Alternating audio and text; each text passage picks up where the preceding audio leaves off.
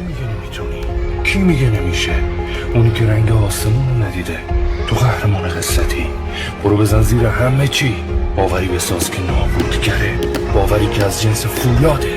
باوری که هر مزخرفی تو کلته، هرچی بود و هست و بشوره ببره.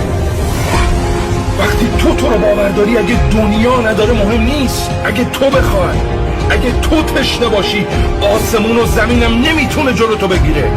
مهم نیست آدمای دور و برت راجب چه فکری میکنن. تو مسیر درست رو برو، بهشون یاد بده. بودنشون دلیلیه برای بهتر شدنت.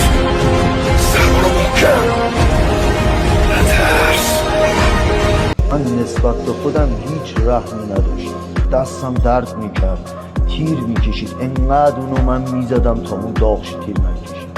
اینکه زیر وزنه بمونم اهمیت نداشت. اینکه تو تمرین بیهوش میشدم واسم اهمیت نداشت. اینکه ضربان قلبم 230 و تحمل میکرد اهمیت نداشت. اینقدر تمرین کنیم خون بالا. یه خستگی داریم که آدم سرش میذاره رو بالش فوری میره.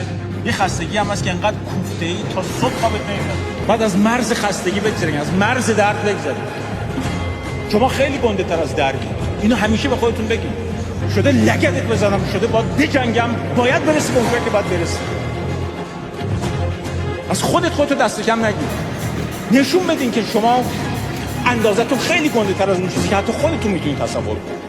فقط اگر رویای بزرگی داشته باشید، اگه هدف بزرگی داشته باشید، به هیچ چیز دیگه ای فکر نکنید.